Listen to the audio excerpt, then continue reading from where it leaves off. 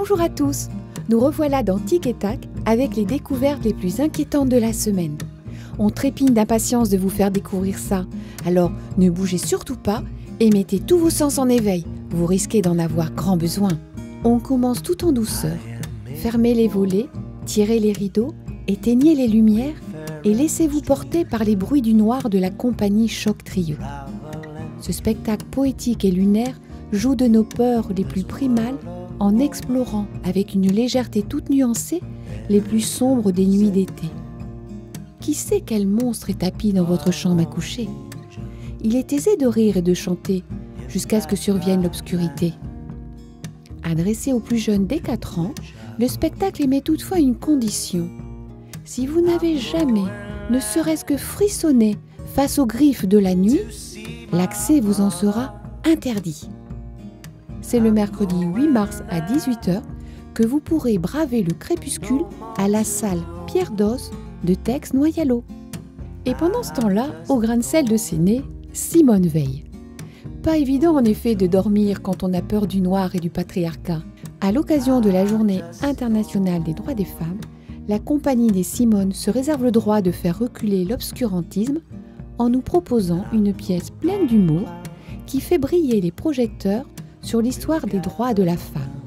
C'est le mercredi 8 mars à 18 h 30 que vous pourrez enfiler votre chapeau de suffragette en vous rendant à cette représentation gratuite.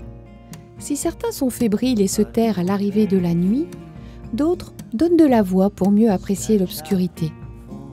À l'occasion des Semaines de la Voix, l'orchestre des professeurs du Conservatoire de Vannes se propose de vous faire redécouvrir Mozart en chœur.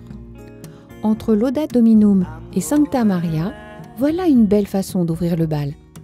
Si vous voulez en être, il suffira de vous rendre à l'abbatiale de Saint-Gildas de Ruiz le vendredi 10 mars à 20 h 30. Nous, ce qui nous intéresse le plus, ce sont évidemment les nocturnes qui seront interprétés ce soir-là avec, on l'espère, une intensité noire de jet.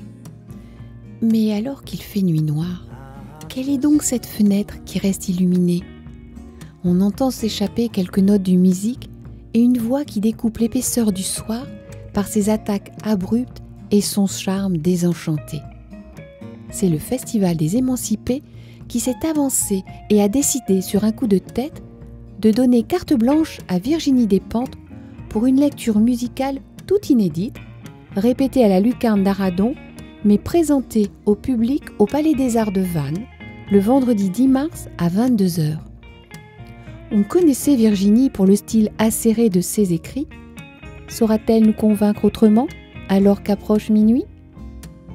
Au plus sombre de la Sorgue s'étendent les heures séculaires et instantanées. En hommage à Erik Satie, les Célènes dressent un spectacle fort et singulier, une chorégraphie minimaliste et aérienne, défiant l'immobilité dans un bain de lumière nocturne. C'est ce charme inquiétant de l'invisible que vous serez sans doute curieux de retrouver le samedi 11 mars à 19 h au Dôme de Saint-Avé. Aussi vrai qu'après la nuit, il est d'usage de voir l'aube arriver, on sent parfois émerger des couleurs de l'obscurité. L'univers de Kunzeng peut être admiré gratuitement jusqu'au 31 mars à la galerie Jean-Jacques Riot d'Auray. À travers une peinture contemporaine animale, vive et colorée, vous pourrez sereinement réhabituer vos yeux aux splendeurs du jour. Mais ne baissez pas votre garde pour autant, le noir revient très vite dans les parages, et il y a de quoi vous surprendre. On vous laisse avec tous ces mystères, mais Tic et Tac sera de retour plus vite que son ombre pour vous les dévoiler, en vous souhaitant une semaine ombragée.